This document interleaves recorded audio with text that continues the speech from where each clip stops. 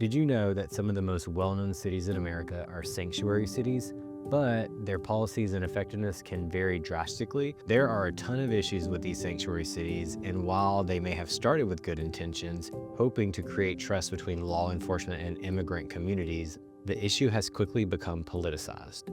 Of course, there's political drama, but what are the worst sanctuary cities in America and why is each city failing so miserably? A city that should come as no surprise, and that's Portland. Only this is a surprise because we are not talking about Portland, Oregon, but rather Portland, Maine. Though about as far from the southern border as you can get in the lower 48, its main problem. See what I did there? It's main problem.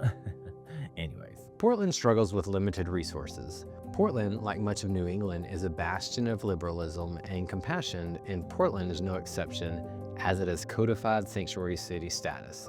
Of course, that compassion seems to end when the southern border reaches their northern cities. Who can forget the Martha's Vineyard debacle? The city's biggest failing point is its inability to balance growing immigration demands with limited resources. Portland has seen a rapid increase in the immigrant population, but the city's social services, such as affordable housing, healthcare, and job training, have not kept pace. The strain on resources has left many undocumented residents as well as U.S. citizens in precarious situations. Homelessness and unemployment rates have surged, and the city is grappling with how to adequately support both its immigrant and native-born population. Portland's compassion stance on immigration is undermined by its lack of infrastructure to handle the influx of newcomers.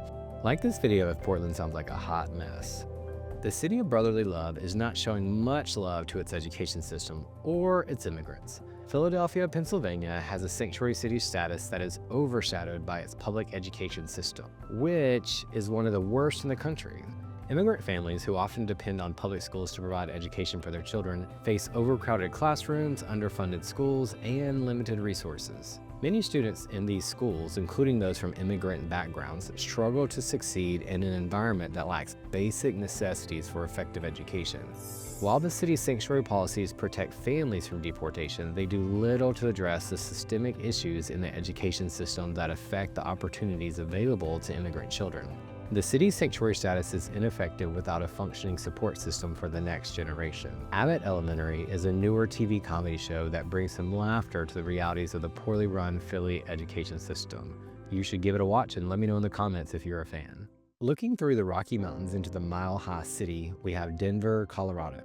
Denver has faced criticism for its erratic approach to law enforcement cooperation with federal immigration agencies. While the city upholds its sanctuary status by limiting cooperation with ICE, which stands for the Immigration and Customs Enforcement, inconsistencies in how these laws are applied across law enforcement agencies have led to confusion. In some cases, individuals with violent crime backgrounds have been released without proper oversight, while in other cases, minor offenders are unnecessarily detained. Violent criminals are just like released into the general public, walking down your streets, walking through the mall, lurking through dimly lit parking lots. The lack of uniformity in police application erodes public trust and has raised concerns about safety, not only for immigrants, but for the community at large. Known as the most literate city in the country and also bragging about the highest percentage of library card holders per capita, I'm pretty sure Seattle, Washington needs to get their noses back into the books. Wait, but for real, do you think people really brag about that? Anyways, Seattle has long been known for its welcoming attitude towards immigrants, but the city is also battling a serious homelessness crisis that disproportionately affects both immigrants and refugees. Around 40% of the city is either foreign-born or has a foreign-born parent. While Seattle's sanctuary city status protects many undocumented individuals from deportation, it does little to address the lack of affordable housing and employment opportunities. The city's housing market is one of the most expensive in the country, and with limited options for low-income residents, many immigrants find themselves in precarious living situations.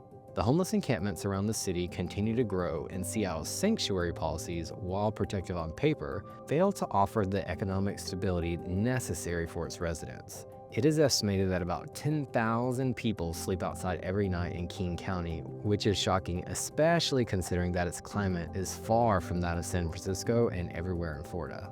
Did you know that the internet was actually born in Los Angeles, California? Literally, it happened at UCLA. But they should probably be doing some more modern online research to get them out of the hole they're in. This city is an anomaly, as it's not technically codified as a sanctuary city. However, it has unofficially adopted the slogan, City of Sanctuary. As one of the largest unofficial sanctuary cities in the country, Los Angeles has a significant immigrant population. However, it is plagued with high crime rates, particularly in areas with large immigrant communities. Critics argue that the city's sanctuary policies prevent local law enforcement from working closely with ICE, which in turn allows violent criminals to remain within these communities. The issue is compounded by gang violence, which has long been a problem in certain neighborhoods of Los Angeles. While the city defends its sanctuary policies as a means of protecting undocumented residents from deportation, opponents claim that it inadvertently protects criminals, leaving some immigrant communities more vulnerable to crime. The situation has gotten so out of control that the LAPD had to form a special task force just to combat migrant gangs from burglarizing residents. It really is a mess. Have you ever seen or heard the sea lions at Pier 39 in San Francisco, California? They are so loud, just barking like all the time.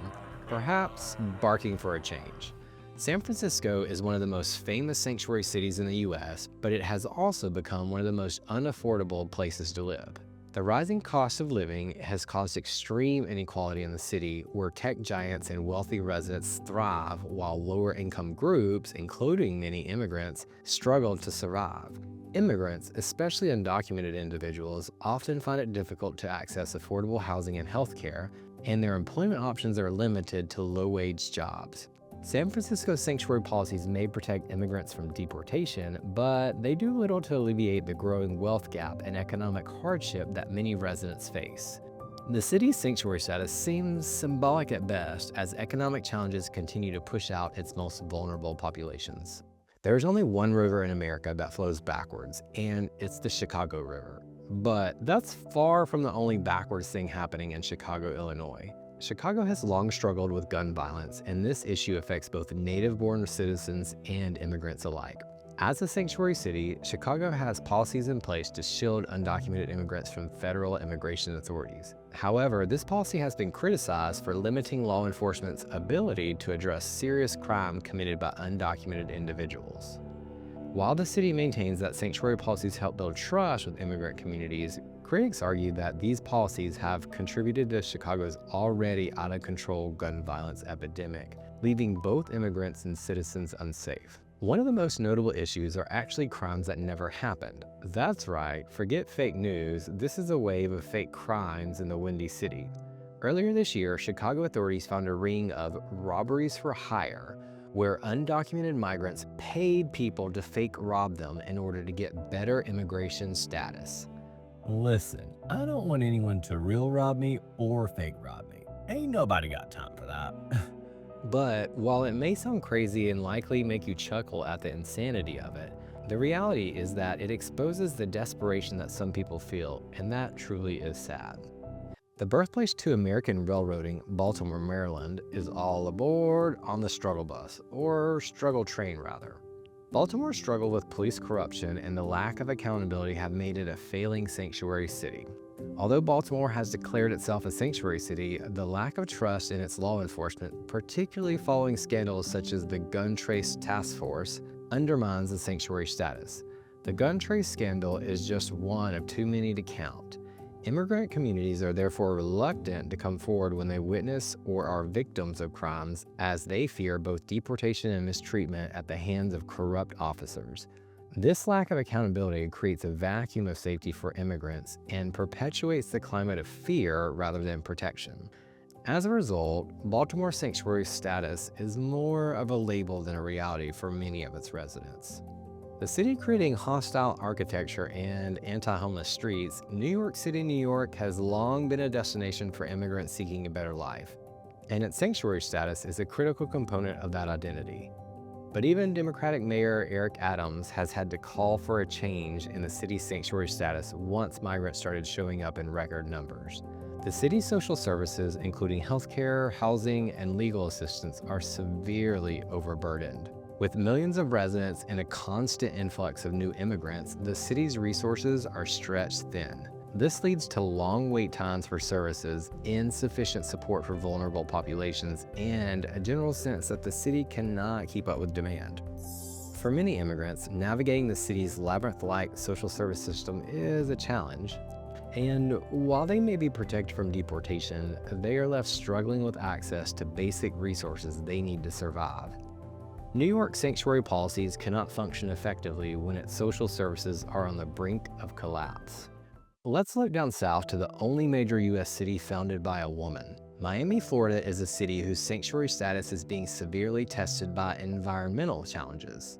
Miami is a coastal city that faces the growing threat of climate change, including rising sea levels, hurricanes, and flooding. Immigrant communities, especially those living in low-lying areas, are among the most vulnerable to these environmental disasters. The city's infrastructure is ill-equipped to handle these challenges, and as climate change worsens and hurricanes are coming, Miami's ability to serve its residents is severely lacking for both immigrants and citizens alike. While Miami may protect immigrants from federal immigration enforcement, it cannot protect them from the inevitable impacts of climate change, which threatens to displace thousands of residents. Miami's sanctuary status is overshadowed by its failure to address the pressing environmental challenges that are putting all its residents at risk. All of these cities have work to do as they struggle with the original vision of trying to help immigrants, with the challenges of actually implementing sanctuary city policies, which seems to spiral downward quickly. What are your thoughts on sanctuary cities? Let me know below and be sure to subscribe for more content.